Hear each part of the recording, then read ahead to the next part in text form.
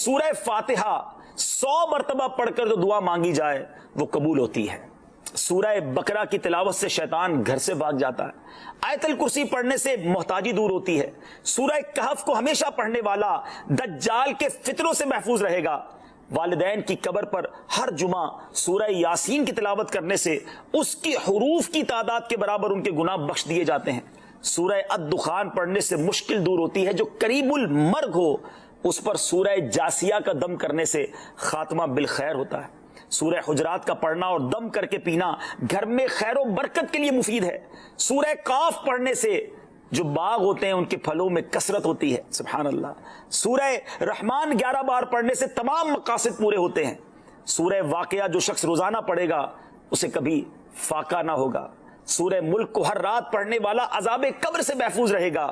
سورہ مزمل کو 11 بار پڑھنے سے ہر مشکل آسان ہو جاتی ہے۔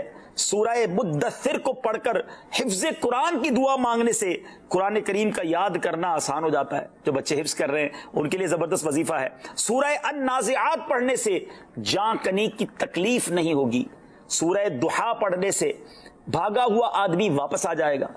سورہ علم نشرح کو جس مال پر پڑھ دیا جائے اس میں خوب برکت ہوتی ہے۔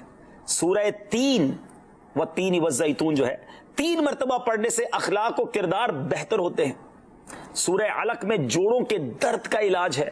سورہ قدر جو صبح و شام پڑھے اللہ عز و جل اس کی عزت بڑھا دے گا۔ سورہ بینہ برس اور یرکان کا علاج ہے۔ جس آدمی یا جانور کو نظر لگی ہو اس پر سورہ عادیات کا دم مفید ہے۔ سورہ قارعہ پڑھنے سے بلاؤں سے حفاظت رہتی ہے۔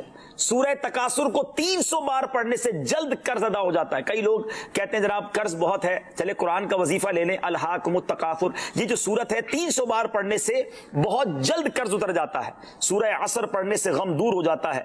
سورہ ہمزہ اور سورہ فیل دشمن کے شر سے حفاظت کے لیے، اور سورہ قریش جان کی حفاظت کے لیے بڑی مجرب ہے، بڑا کمال کا وظیفہ ہے۔ سورہ ماعون بڑی مشکل کے وقت میں پڑھنا بہت مفید ہے۔ سورہ کوثر کی تلاوت سے بے اولاد صاحب اولاد ہو جاتا ہے۔ کئی بے اولاد بھی وظائف مانگ رہے ہوتے ہیں۔ سورہ کافرون 1/4 قرآن کے برابر ہے۔ سورہ زلزال نصف قرآن کے برابر ہے۔ سورہ اخلاص 1/3 قرآن کے برابر ہے۔ اور سورہ فلق اور سورہ ناس سے جن اور شیطان اور حاسدوں کے شر سے حفاظت رہتی ہے۔ پھر کیوں نہ ہم قرآن سے دوستی کر لیں، کیوں نہ قرآن کو اپنا ورد بنا لیں۔